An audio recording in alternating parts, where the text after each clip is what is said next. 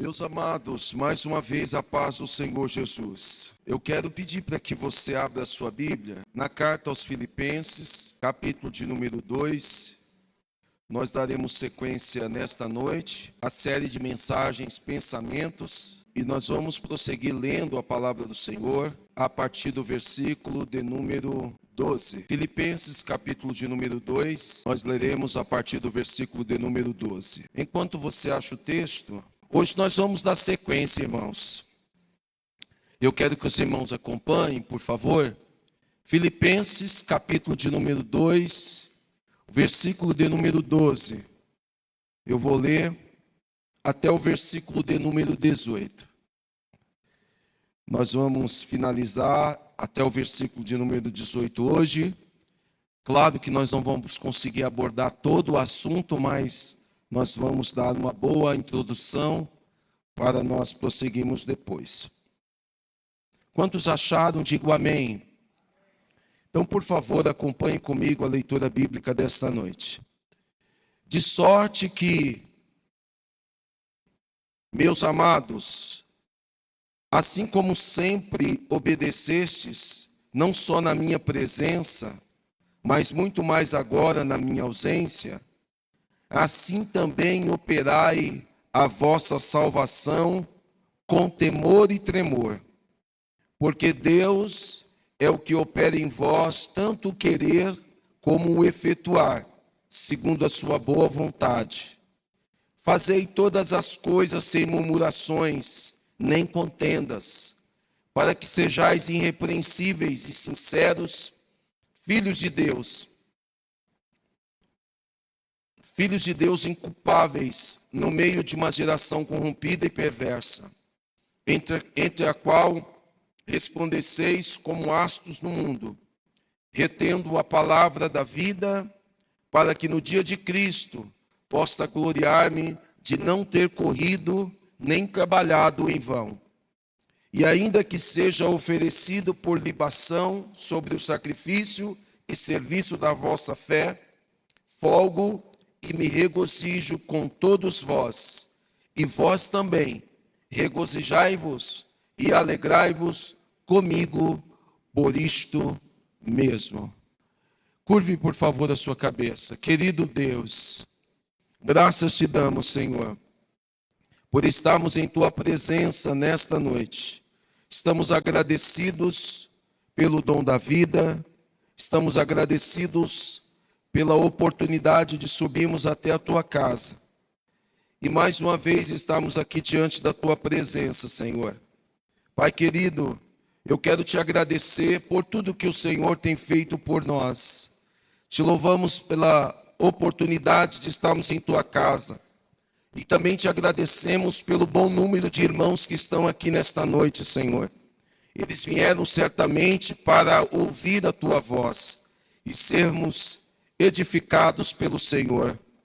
Fale comigo mais uma vez nesta noite, Senhor, através da tua palavra, assim como o Senhor tem falado durante o dia, especialmente no período da tarde. Pai querido, prossiga nos abençoando, preparando os nossos corações, libertando as nossas mentes de qualquer distração, Senhor.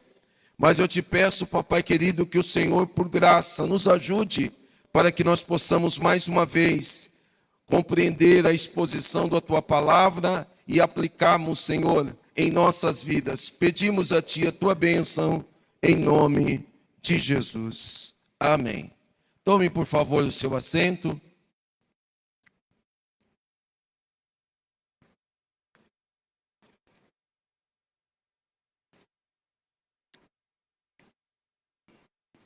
Meus amados, nós estamos, como eu disse para os irmãos, numa sequência de mensagens, em uma série que nós estamos intitulando Pensamentos.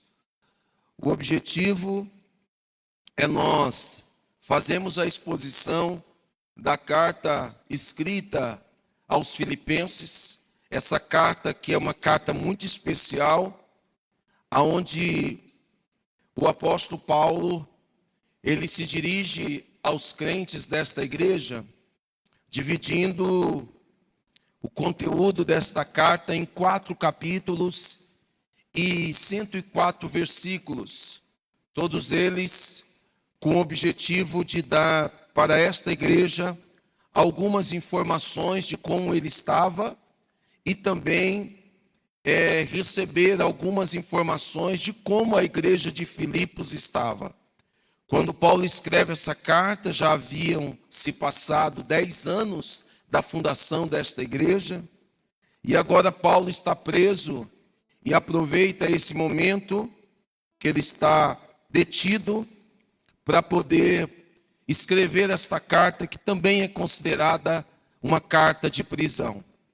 O interessante é que esta carta, ou esse contexto desta carta escrita, é um contexto em que Paulo ele está vivendo um período de muita adversidade. Estar preso, impedido de se movimentar e de pregar o evangelho, certamente deve ter produzido no apóstolo Paulo algum desconforto. No entanto, Paulo ele escreve para esta igreja sempre recomendando que esta igreja pudesse se alegrar no Senhor, se regozijar no Senhor.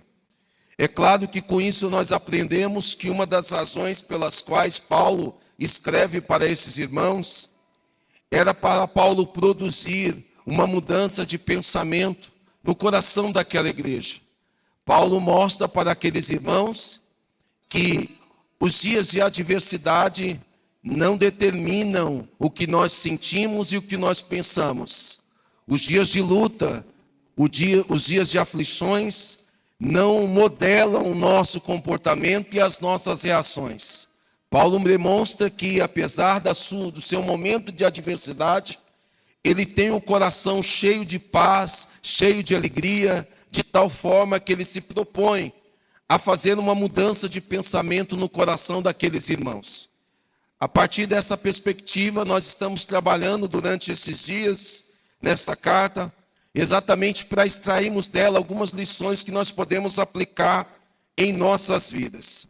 A principal delas, irmãos, é nós estarmos sempre prontos a aprendermos alguma coisa da parte de Deus. Talvez o que a gente vai compor para vocês hoje, talvez não seja novidade para alguém, mas eu considero que o conteúdo que nós vamos trazer neste dia, ou melhor, nesta noite, será um conteúdo que vai mexer um pouco com o pensamento, com a estrutura de conhecimento de cada um dos irmãos. Quando nós lemos o capítulo de número 2, que é o capítulo que nós estamos trabalhando, nós vamos perceber que Paulo começa fazendo algumas exortações para que a igreja tivesse ou vivesse em unidade. Paulo propõe a eles que eles precisavam ter o mesmo sentimento, o mesmo amor, o mesmo ânimo. Paulo queria que eles sentissem a mesma coisa. Se vocês observarem o capítulo de número 2 e o versículo de número 2, Paulo chega a dizer assim, olha, completai o meu gozo, para que sintais o mesmo. Paulo queria que a igreja sentisse o mesmo. Ao mesmo tempo, Paulo queria que a igreja tivesse o mesmo amor, o mesmo ânimo, e que a igreja sentisse a mesma coisa. Paulo está preocupado com o sentimento daquela igreja. Paulo queria que aquela igreja se manifestasse de uma tal forma, ou se comportasse de uma tal forma, que eles vivessem unidos. Para isso, Paulo exorta aqueles crentes que eles não deveriam fazer nada por contenda. Se vocês observarem o capítulo de número 2 e o versículo de número 3, Paulo diz assim, olha, nada façais por contenda ou por vanglória, mas por humildade. E aí Paulo vai extrair esse conceito da humildade, e a partir do conceito da humildade ele vai utilizar o maior exemplo de humildade que nós temos, que é o nosso Senhor e Salvador Jesus Cristo. Paulo pega o exemplo de Jesus e diz que ele, sendo Deus, ele não se usurpou ser igual a Deus, mas esvaziou-se.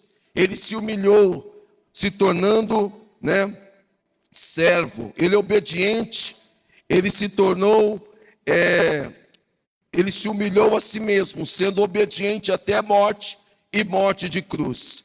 No entanto, a obediência do próprio Cristo, materializada naquele comportamento de humildade, vai mostrar para nós o exemplo de que o próprio Cristo foi obediente até a morte e morte de cruz. Mas Deus o exaltou soberanamente e lhe deu um nome que é sobre todo nome. Então nós percebemos aqui em ministrações anteriores que houve uma movimentação do próprio Cristo, mais ou menos no formato de um V. Ele sendo em forma de Deus, ele não teve por usurpação ser igual a Deus, mas ele se esvaziou-se, ele se humilhou, se tornando em forma de servo. E sendo em forma de servo, ele foi obediente até a morte de cruz, a pior morte que um homem poderia ter, o próprio Cristo assumiu. Mas mesmo nesse movimento mais baixo e intenso de Jesus, a Bíblia diz que, pelo que Deus também o exaltou soberanamente, lhe deu um caminho de volta, né? E essa exaltação de Cristo, ele recebeu um nome que é sobre todo nome, e agora todo joelho deve se dobrar diante dele.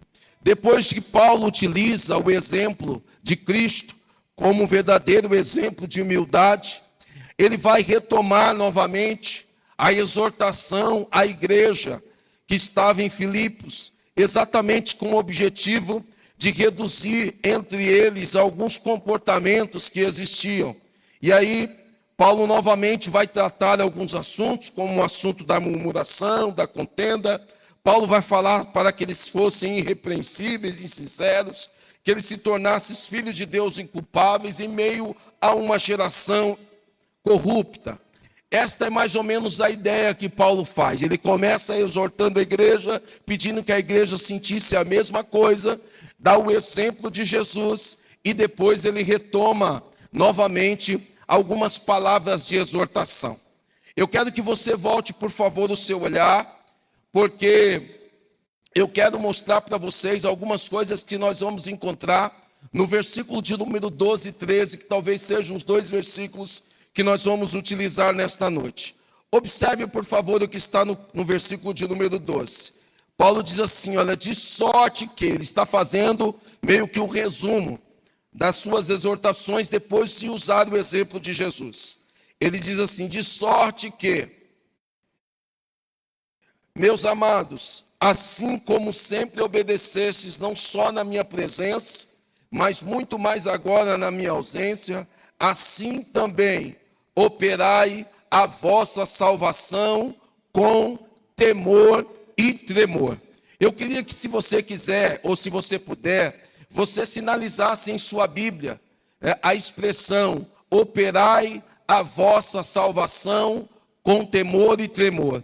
Especialmente essa expressão, operai, ou em algumas traduções diz desenvolvei, né? Outras diz trabalhai a sua salvação com temor e tremor. Eu queria dividir algo com os irmãos nesta noite relacionado com esse tema da salvação. Eu queria dividir isso com vocês, porque eu confesso que mesmo como pastor, nós aprendemos todos os dias. E eu tenho certeza que boa parte dos irmãos entendem o tema da salvação, receberam o Evangelho e, consequentemente, estão aprendendo todos os dias acerca desse tema importante que é a nossa salvação. Paulo diz, operai a vossa salvação com temor e tremor. Olhe para mim, por favor. Quando nós falamos de salvação para nós os crentes, o que é que vem à nossa mente? O que é que vem à nossa mente quando nós falamos de salvação? Vamos lá, vamos deixar umas 3 ou 4 pessoas participarem aqui. Eu vou deixar na nave do templo e depois aqui no púlpito. Quando se fala de salvação, o que é que vem na sua mente? A primeira coisa que vem na sua mente. Vamos lá, irmãos. Me ajudem aqui. Salvação. Como é que é? Morar no céu. Muito bem. Nosso irmão Cleberson diz que quando fala-se de salvação, a pessoa pensa logo em morar no céu. O que mais vem à sua mente quando você pensa em salvação? Lá atrás o nosso irmão. vida eterna. Então, morar no céu e vida eterna. O que mais vem ao coração dos irmãos quando se fala em salvação? Mais duas participações aqui. Alguns dos obreiros aqui querem fazer alguma sinalização? Como? Livre-arbítrio. Muito bem, que é uma decisão, que é uma escolha. Muito bem. Que mais, Alexandre? Libertação. Muito bem. Nós vamos utilizar esses exemplos para nós avançarmos um pouco mais no conceito de salvação. Quer participar? Não? Não, né? Muito bem. Então nós ouvimos ali, morar no céu, vida eterna, livre-arbítrio e libertação. Todos esses exemplos que os irmãos deram estão corretos. Mas nós vamos ampliar o nosso conceito de salvação hoje. Nós vamos olhar para as Escrituras e nós vamos ampliar esse nosso conceito, porque é natural. Quando a maioria dos irmãos aqui ouvir o Evangelho, os irmãos pensaram assim: eu quero aceitar Jesus para morar no céu. Eu quero aceitar Jesus para ter a vida eterna. Os irmãos estão errados? Não. Os irmãos estão certos.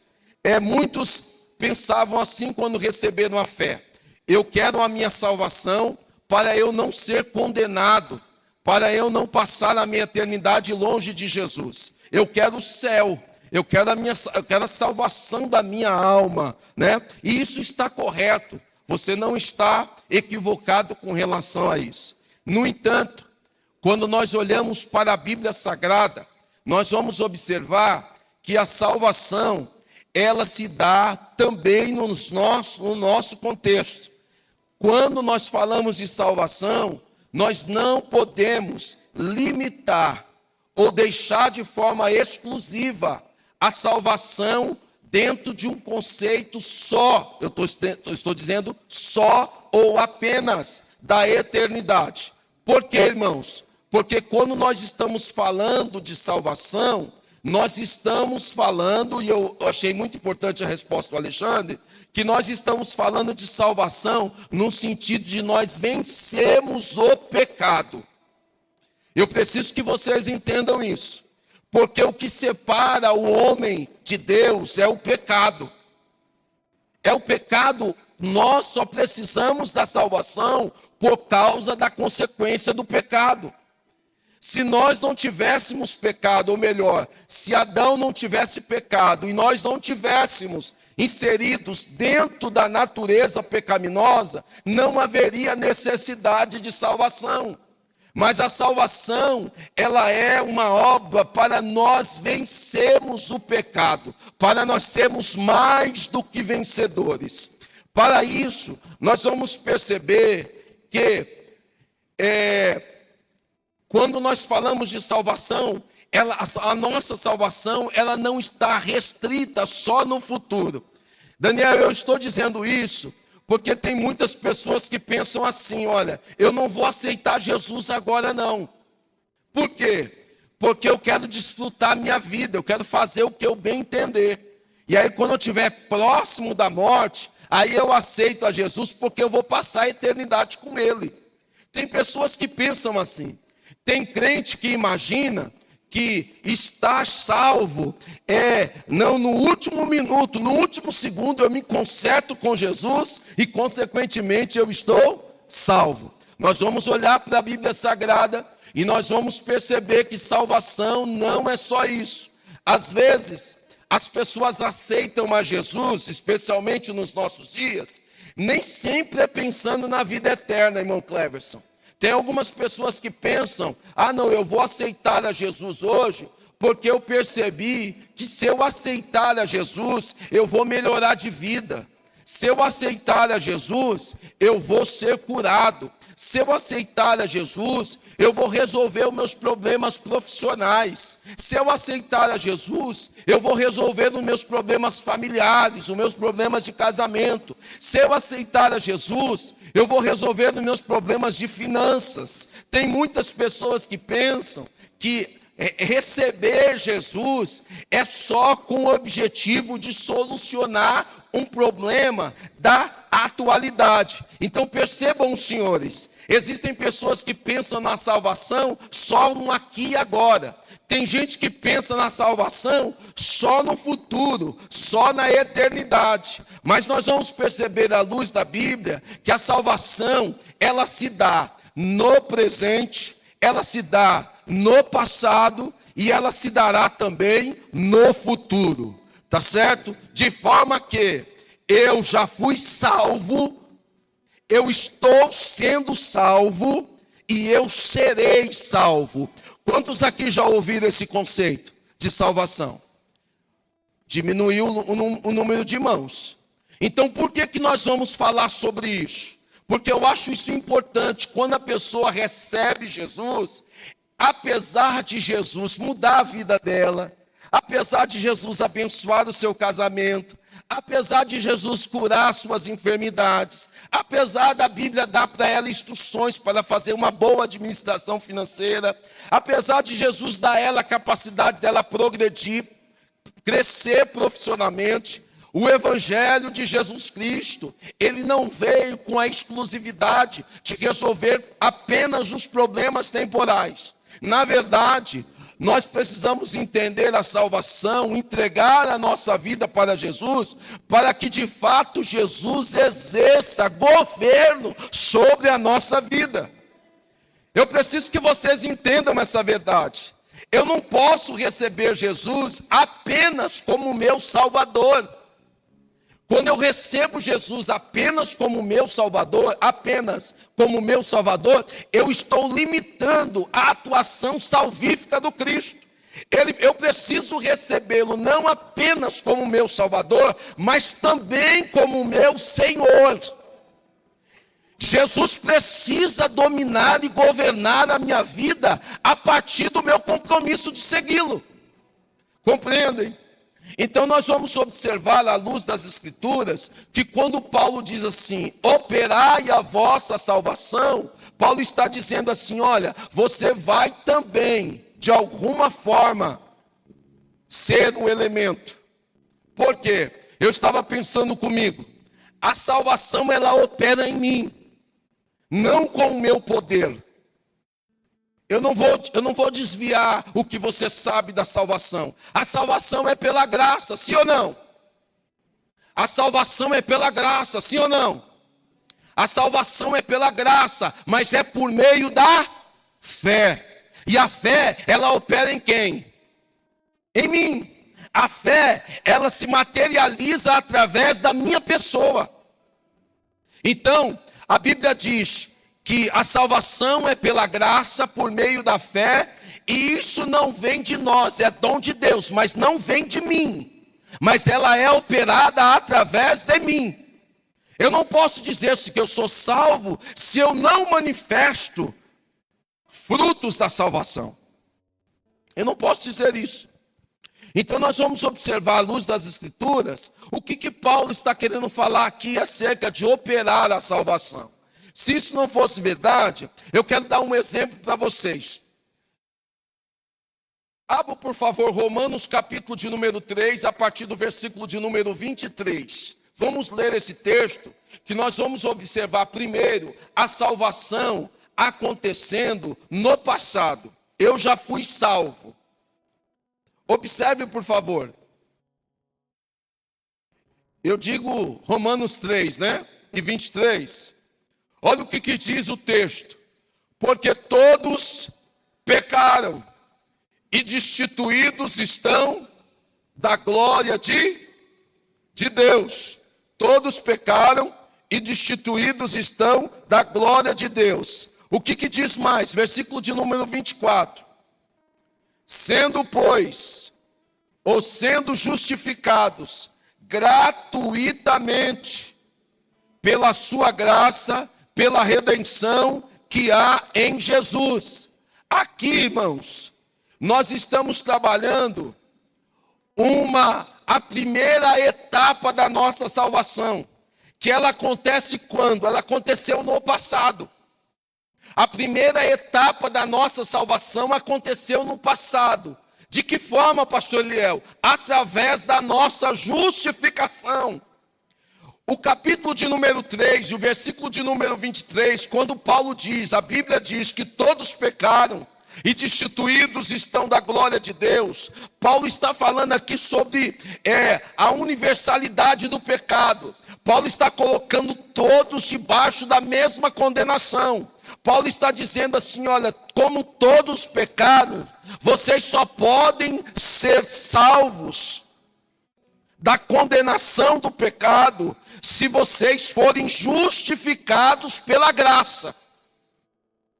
Então, quando nós observamos a salvação no passado, irmão José Cardoso, nós olhamos para o passado e reconhecemos que nós não estamos mais condenados pelo pecado.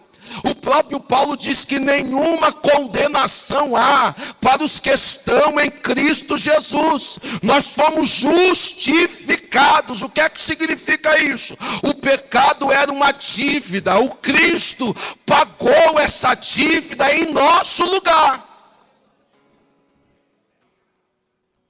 Então, quando nós falamos da salvação no passado, anote, salvação no passado é igual a justificação. Nós somos justificados pelo sacrifício de Jesus. Jesus pagou o preço. Então a salvação no passado, todos nós que cremos em Jesus Cristo temos acesso a esta justificação. No passado eu fui salvo no passado pela justificação em Cristo. E no capítulo 3 e o versículo de número 24, nós vamos encontrar aí a origem da justificação. Qual que é a origem da justificação, pastor? A graça de Deus. A origem da nossa justificação é a graça de Deus. Agora, qual que é a base da nossa justificação? A base é o sangue de Jesus Cristo. Então, a origem da nossa justificação é a graça. Agora, a base da nossa justificação é o sangue de Jesus Cristo. Olhe lá, por favor, projete, por favor, Romanos 3, versículo de número 24. Sendo justificados gratuitamente pela sua graça. Aí nós vemos a origem. A origem ela é originada na graça. Agora, qual que é a base? Pela redenção que há em Cristo Jesus. Essa redenção, ela é o poder e a eficácia do sangue de Jesus Cristo. O sangue de Jesus Cristo foi o preço pago pela nossa justificação. Então eu estou salvo no tempo passado através dessa justificação, que a origem é a graça de Deus, a base é o sangue de Jesus. E o meio pela qual eu acesso essa base? Eu acesso pela fé. Observe, por favor, o que está no versículo de número 25, o qual Deus propôs para propiciação pela fé no seu sangue, para demonstrar a sua justiça, pela remissão dos pecados dantes cometidos sob a paciência de Deus. Essa expressão dantes cometido, ela dá a ideia de que a justificação, ela é algo já realizado, é algo já concretizado no passado. Eu posso tomar posse pela fé, porque o poder do sangue de Jesus, o sangue de um inocente, ele foi derramado por mim e por você. Então no passado eu recebo a minha justificação em Cristo Jesus. Eu sei que tem alguns irmãos aqui da área do direito. E, consequentemente, quem estuda direito sabe que existe uma ala do direito chamada de direito penal. A justificação, ela tem uma relação direta com isso. O pecado tinha nos condenado à morte. Mas a justificação, através do sangue pago pelo sangue do inocente Cordeiro de Deus, ela pagou o preço. Ela me tornou justificado em Cristo Jesus. Agora olhe para mim, por favor. No direito penal humano, quando uma pessoa ela é justificada, quando ela deixa de pagar a sua pena, irmão Misael, ela não deixa de ser uma pessoa criminosa. Ela só deixa de cumprir a sua pena. Com o sangue de Jesus Cristo é tão eficiente que ele não só nos livra da condenação, mas o sangue de Jesus Cristo nos justifica de tal forma, Anderson, que ele nos torna justo diante de Deus. É mais do que você ser liberto do pecado, irmão. A eficácia do sangue de Jesus está para além de você não ser condenado pela morte. Ele te justifica diante de Deus. Ele te torna justo diante de Deus. Ele paga a tua conta e ainda te diz: é justo, é justo, é justo, é justo pelo poder do sangue de Jesus. Eu não sei se você consegue se alegrar com isso. Mas a salvação no tempo passado é a nossa justificação. A nossa justificação, ela tem a origem na graça, ela tem a base no sangue, ela tem o meio da fé. E existem outras questões aqui. Mas por questão de exiguidade de tempo, eu não vou trazer para vocês. Então entendam, no passado eu fui salvo através da justificação. Eu fui salvo. Você foi salvo em Cristo Jesus. O preço foi pago. Aleluia. Oh, glória seja dada ao nome do Senhor Jesus Cristo. Mas pastor, operai a vossa salvação, até aí não teve nenhuma participação minha, a não ser a minha fé em Cristo Jesus. Mas eu disse para os irmãos que a nossa salvação, ela não se restringe apenas no futuro, apenas na vida eterna. A salvação, ela se materializa na minha vida no passado, me tornando justo diante de Deus. Agora, e no presente? Como que a salvação é operada em mim no presente? Pergunta, como, pastor? Eu quero ouvir, como, pastor? Através da santificação. Então, no passado, eu sou salvo pela justificação. E no presente, eu sou salvo pela santificação. É por isso que às vezes o pastor fala sobre santificação. Paulo está tratando aqui, operai a vossa salvação dentro de um contexto presente. É por isso que ele vai falar da murmuração. É por isso que ele vai falar da contenda. Paulo está operando a salvação no presente. Eu fui salvo e eu estou sendo salvo através da minha santificação em Cristo Jesus. O que é a santificação? A santificação é eu lutar. A santificação é eu vencer o pecado hoje. Isso é a santificação.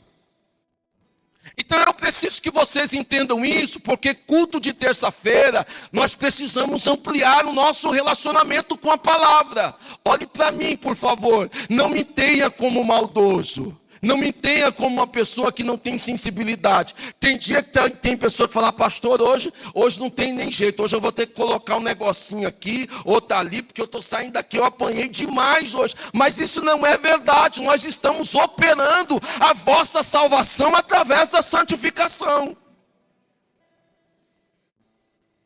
Por quê? Se eu tivesse a minha salvação só no passado, Abraão, só na justificação, como é que eu vou operar a minha salvação no presente?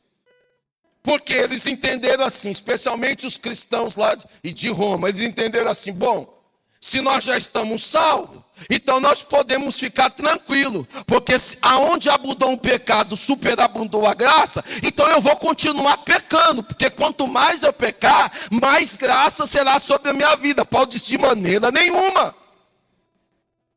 Você vai operar a sua salvação, o preço já foi pago, você é justificado, mas agora você precisa viver numa coisa chamada novidade de vida.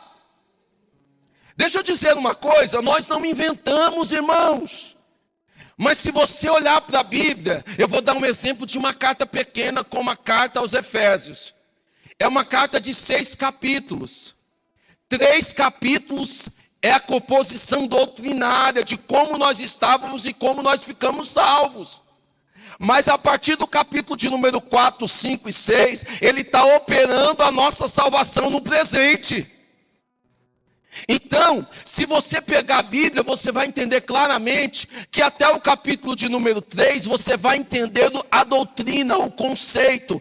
4, 5, 6, você vai falar: tá, agora eu já aprendi. Eu estava morto nas minhas práticas, nas minhas ofensas, e agora eu já morri, agora eu ressuscitei em Cristo. Então tudo bem, como é que eu vou fazer para viver daqui para frente? Capítulo 4, 5 e 6 são capítulos de prática cristã, de santificação. Então a vida cristã, irmã Rosângela, não é estar lá que a pessoa pensa assim: não, eu levantei a minha mão, e a partir desse momento que eu levantei a minha mão, isso já é o suficiente para eu acessar a vida eterna. E a Bíblia não está dizendo isso. A Bíblia não está dizendo isso. É por isso que a nossa responsabilidade, enquanto líder espiritual, é dizer para você: você vai operar a sua salvação no passado, através da justificação, e no presente, através da santificação. Observe, por favor, o que está no capítulo 6 da carta aos Romanos, versículo de número 1.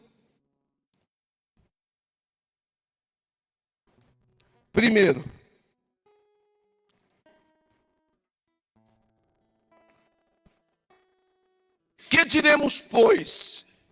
Permaneceremos no pecado para que a graça seja mais abundante? Versículo 2. De modo nenhum. Nós que estamos mortos para o pecado, como viveremos ainda nele? Versículo de número 3.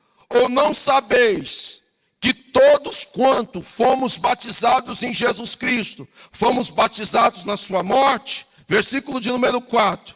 De sorte que fomos sepultados com ele pelo batismo na morte, para que, como Cristo ressuscitou dos mortos, pela glória do Pai, assim andemos também em novidade de vida. O capítulo de número 6 é o capítulo da santificação. É o operar da salvação no tempo presente. Então deixa eu dizer uma coisa aqui para você, bem rapidinho. O que Jesus fez, para te livrar da condenação do pecado já está pronto. Agora, quando nós estamos vivendo essa prática 2, esse momento 2, que é o momento do presente, nós estamos vivendo para vencermos o domínio do pecado sobre nós. A santificação é a salvação no presente. É quando nós vencemos, irmãos, a influência do pecado. A santificação é quando nós não permitimos que o pecado domine sobre nós. É por isso que Paulo vai falar da guerra entre a carne e o espírito. Porque enquanto nós estivermos vivos aqui nessa terra, nós vamos viver dentro de uma natureza que está corrompida pelo pecado. Então, como que nós nos salvamos no presente, vencendo, combatendo as obras da carne? Como? Nos santificando, como? Nos enchendo do Espírito. Eu só posso dizer que eu sou salvo aqui se eu for cheio do Espírito Santo, irmão. Eu não posso dizer que se eu sou salvo dando um mau testemunho, corrompendo o testemunho da minha fé. A minha salvação, ela está em dúvida. Porque Paulo diz, bom, nós vamos permanecer na prática do pecado? De forma nenhuma, o preço já foi pago. Agora nós precisamos viver em novidade de vida. O pecado não pode ter mais poder sobre nós. Por quê? O que tem poder sobre nós é o nosso Senhor. Quem tem poder sobre mim é quem me governa. Se eu entendi que eu estou dando o meu governo nas mãos de Jesus, quem me domina é o Espírito de Cristo. Quem me domina é o Espírito Santo. Observe, por favor, ainda no capítulo de número 6, versículo de número 19. Paulo começa a dizer o seguinte, que aquele que domina sobre mim é o meu Senhor. Olha o que está escrito aí, por favor, acompanhe sua Bíblia. Falo como homem, pela fraqueza da vossa carne, pois que, assim como apresentastes os vossos membros para servir a imundícia e a maldade para a maldade, assim apresentai agora os vossos membros para servir a justiça, para santificar. Observe, por favor. Versículo de número 20, porque quando eras servos do pecado, estavas livres da justiça. Versículo de número 22, mas agora, eu já disse aqui para os irmãos, todas as vezes que nós olhamos essa expressão, mas agora, significa depois do sacrifício de Jesus. Depois da execução da redenção do sangue de Jesus, depois do sacrifício perfeito, não sacrifício feito por animais que deveriam ser feito todos os anos, não, o sacrifício do Cordeiro de Deus. Mas agora, libertos do pecados e feitos servos de Deus, tendes o vosso fruto para a santificação e por fim a vida eterna. O que quer dizer isso, irmão Francisco? Nessa trajetória, eu fui salvo no passado através da justificação. E eu estou sendo salvo no presente através da santificação. Como? Eu não sou mais servo do pecado. É por isso, irmãos, que não dá para você servir a dois senhores. É por isso que você não pode viver uma vida sem se arrepender constantemente. É por isso que nós ensinamos aqui que nós precisamos vencer a prática do pecado. Porque quem vive na prática do pecado, a Bíblia diz que não é filho de Deus. A Bíblia diz que se nós dissermos que não pecamos, já somos mentirosos, sim ou não? Mas nós não podemos viver na prática do pecado. O pecado, irmãos, é um acidente de percurso. Pecado não é coisa programada. Pecado não é coisa rotineira. Quando a pessoa se envolve no processo de santificação, ela já não é mais servo do pecado. Ela serve a Jesus Cristo. É por isso que em Romanos capítulo de número 8, Paulo diz assim, olha, portanto, nenhuma condenação há para os que estão em Cristo Jesus, que não andam segundo a carne. Não é enjoamento do pastor, não é, deixa eu explicar uma coisa, não é, vamos pensar assim, rito de religioso. Deixa eu dizer isso para você, lá na internet, eles não ganham visualização dizendo para você se santificar. Não tem compromisso com a sua santificação. É por isso que tem dia que a gente sai daqui, gente, mas parece que eu apanhei hoje, né? Mas não é, irmãos, não é, é o nosso compromisso com a santificação. É por isso que o crente não pode ficar envolvido com a pornografia. É por isso que o crente não pode ficar devendo. É por isso que o crente não pode viver um relacionamento dúbio, ter a sua esposa e ter um amante. É por isso que o crente não pode colocar as mãos naquilo que não lhe pertence. É porque nós não somos dominados mais pela nossa natureza pecaminosa, irmãos. O sangue de Jesus Cristo foi o preço pago por nós. Agora nós somos morada do Espírito Santo. Você pode até tirar um dia de entretenimento, mas quem domina a sua vida não é a série da Netflix. Quem dita a regra não é o seu professor ou a sua professora da faculdade. É a palavra de Deus. É por isso que no culto de ensino a gente tem que falar sobre essas coisas, porque está intrinsecamente ligada. Eu já fui salvo pela justificação e estou sendo salvo através da santificação. Ora, a Bíblia diz: buscai a paz com todos e a santificação, sem a qual ninguém verá o Senhor. Para você chegar na eternidade, você passa pela porta da santificação. É por isso que o nosso irmão pregou aqui, eu não sei se foi aqui, o nosso irmão leu esses dias, que nós temos que entrar pela porta estreita, irmãos.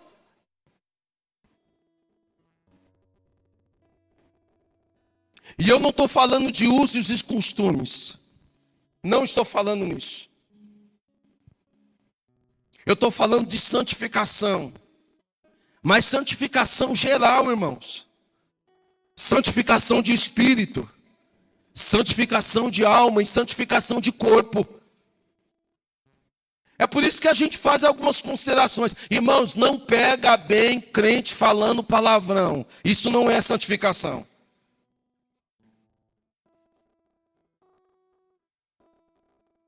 Crente não fica envolvido com contenda, irmão. Você já viu que lá no seu trabalho tem sempre aquela pessoa que toda confusão ela está no meio? Lá na escola, aonde você convive, na sua família, todo barraco, desculpa o termo, mas é para você entender, todo barraco tem alguém envolvido, é aquela pessoa. Não pode ser o crente, irmão. O crente tem que se santificar. A santificação é você se parecer com Jesus. Marcos Lucado tem um livro que eu já falei aqui algumas vezes. Ele disse: Deus, Ele te ama do jeito que você é, mas Ele se recusa a deixar você assim. Ele quer que você seja simplesmente como Jesus. Jovem crente não vai para a balada. Jovem crente, nenhum crente, nem jovem, né? Não vive com bebedeira. Não faz uso de bebida alcoólica. Pessoa que é crente, salva, liberta em Cristo Jesus, não vive na prática do pecado. Não vive, irmãos. Isso não é comportamento de crente, não adianta. Não é comportamento de crente. Ah, mas Jesus andou com os pecadores. Andou, mas não pecou. Ah, mas...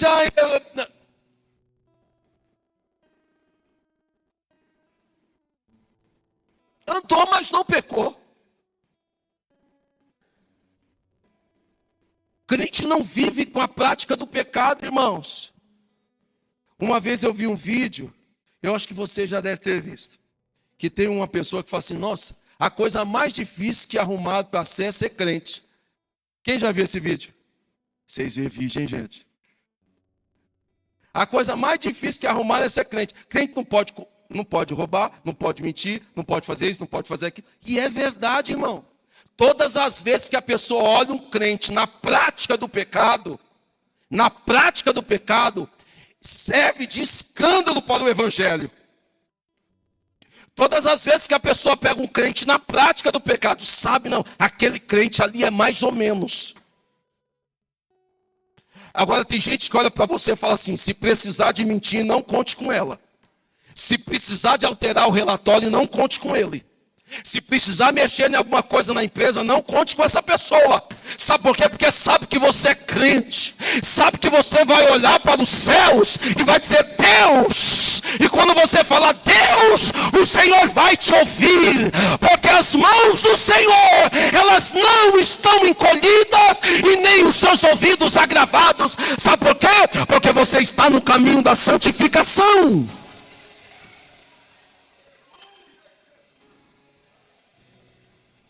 Você sabe por que as pessoas estão fugindo dos cultos de oração? É porque estão na prática do pecado.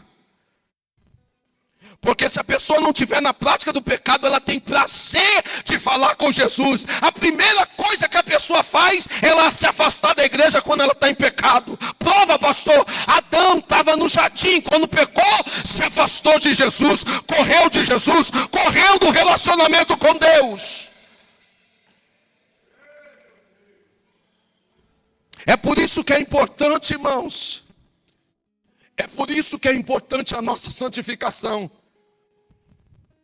É por isso que é importante. Eu estou vendo ali o Abraão me lembrando. Eu estava no projeto de migração de sistema da empresa, alguns anos atrás, quando eu era funcionário do Bradesco Cartões. E nós fomos a São Paulo, cuidando de um processo de migração, trazendo uma operação de São Paulo para cá, numa reunião, falando sobre trabalho. De repente o demônio pegou uma pessoa. A primeira coisa que me chamaram foi o crente. Eu cheguei lá, coloquei os meus joelhos no chão do lado daquela pessoa contorcendo e diz assim, em nome de Jesus, sai agora. Peguei na mão dela, levantei e ela levantou liberta para a glória do nome de Jesus. Ah, porque o senhor era pastor, eu não era pastor.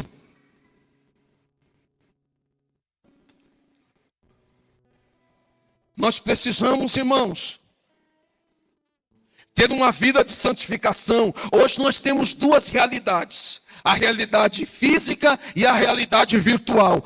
Tem rede social aqui que quando você acessa, está pior do que de não crente. Crente não tem que ficar fazendo dancinha em TikTok. Dancinha sensual. Mulher crente não tem que ir para a academia com qualquer roupa.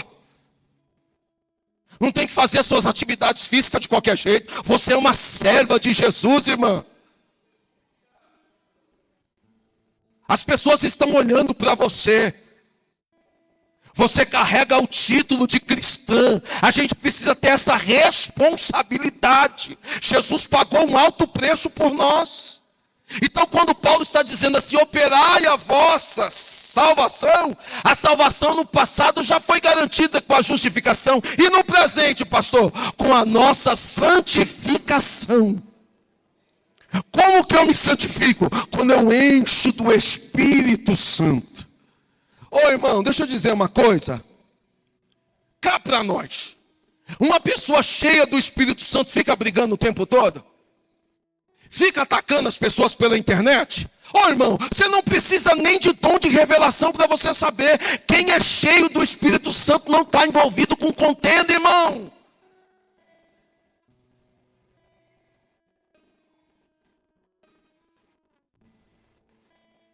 Quem é cheio do Espírito Santo não está envolvido com briga. Eu já dei o exemplo aqui de Abraão e Ló. Os pastores de Ló e os pastores de Abraão começaram a brigar. Gênesis capítulo de número 13, a confusão chegou nos patrões. A confusão chegou nos patrões. Abraão chama Ló e fala assim, Ló,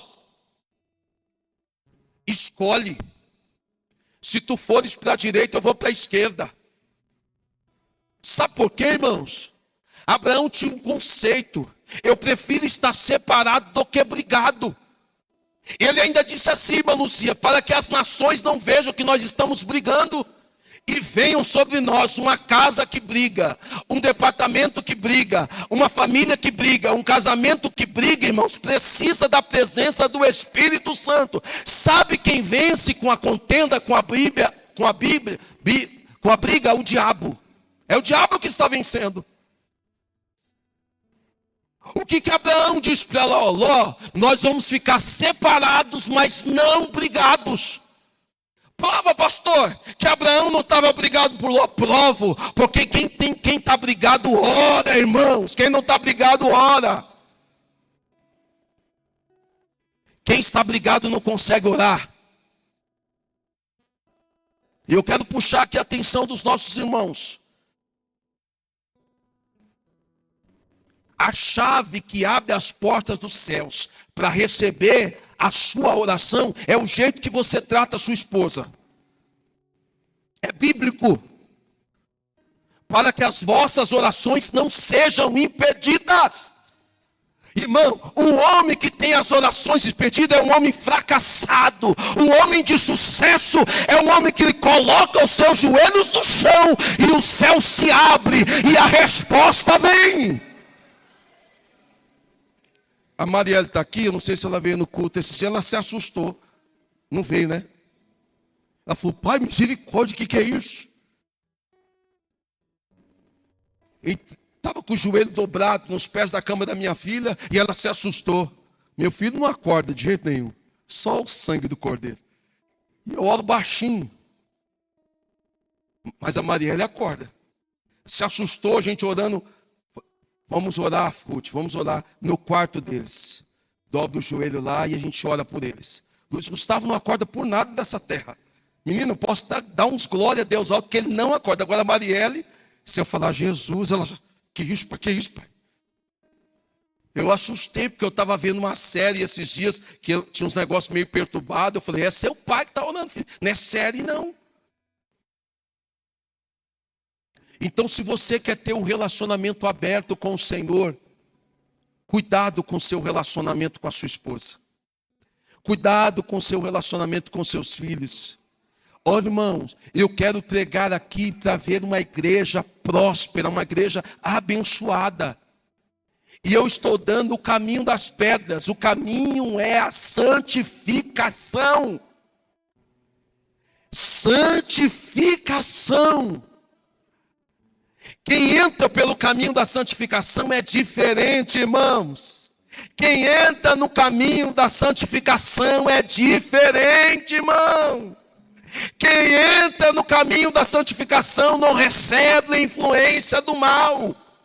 Quem entra no caminho da santificação não é seduzido para o pecado, não é seduzido para a maledicência, não é seduzido para as murmurações. A murmuração é toda aquela oposição baixinha que vai contaminando as pessoas. Quando você percebe, está todo mundo contaminado. Isso é murmuração, isso não é santificação, isso não é vida com Jesus, isso não é uma pessoa cheia do Espírito Santo. Pessoa cheia do Espírito Santo é diferente. Pastor, a salvação no passado é a justificação. A salvação no presente é a santificação. E a salvação no futuro é a glorificação do nosso corpo. Por exiguidade de tempo, eu não vou ler. Mas na carta aos Tessalonicenses, nós temos a glorificação do corpo. Na carta aos Coríntios, capítulo de número 15, nós temos a glorificação do corpo. Em João, capítulo de número 14, nós temos a promessa de morar com Jesus. O próprio Jesus diz para Pedro, Pedro, não se turbe o vosso coração, crede em Deus, crede também em mim. Na casa do meu pai há muitas moradas. Se não fosse assim, eu teria dito, vou preparar-vos lugar. Quando que se dá a glorificação? No retorno de Jesus Cristo. Por favor, fique de pé. Operai a vossa salvação. Na carta aos Filipenses, Paulo dá uma lista. Na carta aos Filipenses, Paulo dá uma lista. Paulo diz assim, no capítulo de número 2, a partir do versículo de número 12. De sorte, meus amados, Assim como sempre obedecestes, não só na minha presença, mas muito mais agora na minha ausência, assim também operai a vossa salvação com temor e tremor. Como?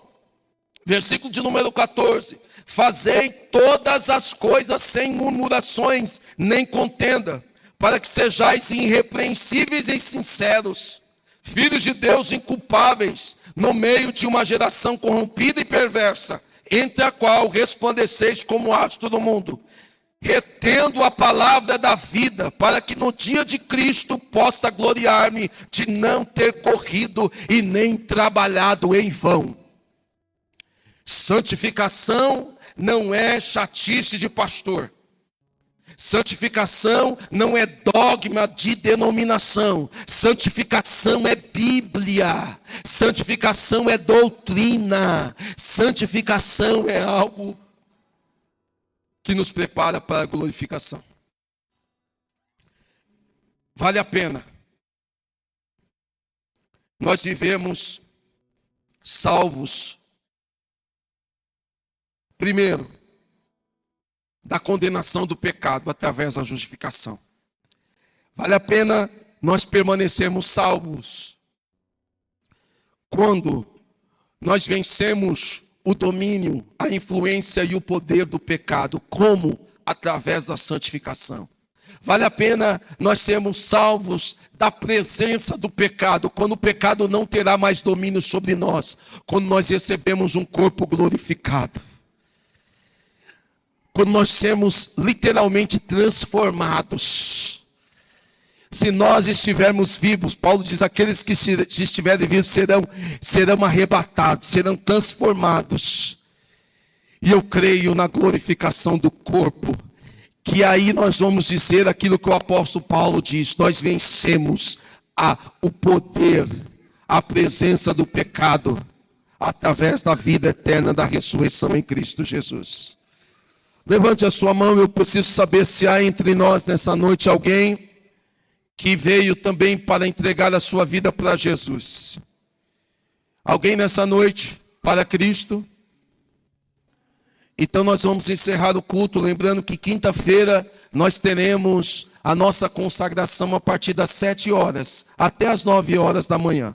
Das 7 às 9, os irmãos que têm comércio, que conseguem chegar depois, venha participar pelo menos das 7 às 8, vai ser em prol dos nossos adolescentes e dos nossos jovens. E no próximo sábado será realizada a ceia do Senhor. É por isso, irmãos, que eu preguei aquela mensagem sobre o arrependimento domingo. O arrependimento é um dever diário do cristão, porque quando nós nos arrependemos, nós retomamos o caminho da santificação, que sem a qual ninguém verá o Senhor.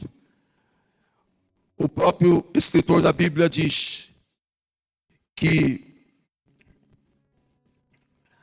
a vontade do Senhor é a nossa santificação. Curve, por favor, a sua cabeça. Querido Deus, graças te damos por essa noite estarmos na tua presença. Senhor, nós te pedimos que o Senhor nos ajude. Nós queremos viver uma vida de santificação. Reconhecemos o sacrifício do Senhor, que é a salvação no passado, o preço pago na cruz do Calvário, que é a justificação dos nossos pecados. Agora nós não estamos mais condenados, Senhor, mas nós estamos libertos. E como liberto, quem domina o nosso corpo não é mais o pecado, mas é o Espírito Santo. É por isso que nós devemos viver em novidade de vida. É por isso que nós devemos buscar a santificação. A santificação tem que ser objeto de busca mais do que as bênçãos materiais. E é por isso que arde em nossos corações a alegria da vida eterna em Cristo Jesus, aonde nós seremos salvos da presença do pecado. O pecado não terá mais sorte sobre o nosso corpo, porque o nosso corpo pertence a Cristo Jesus. Portanto, ó Deus, perdoa os nossos pecados, as nossas práticas, Senhor, por não conhecermos a Tua palavra, e que o nosso compromisso, Senhor, diário, seja com a santificação do nosso corpo. do nosso espírito e também da nossa alma. Ajuda-nos, Senhor, a buscarmos cada vez mais uma vida santificada, para vivermos bem entre os nossos irmãos, para cumprirmos os mandamentos da Tua palavra, Senhor. Pai querido, em nome do Senhor Jesus Cristo, nos ajude a ser fiel ao Senhor em tudo. Nós te pedimos e também te agradecemos hoje e sempre. Digam todos comigo que o grande amor de Deus, a graça do Senhor Jesus Cristo, a comunhão com o Espírito Santo, permaneçam sobre a minha vida, sobre a minha família e sobre todo o povo de Deus. E todos nós juntos vamos dizer amém.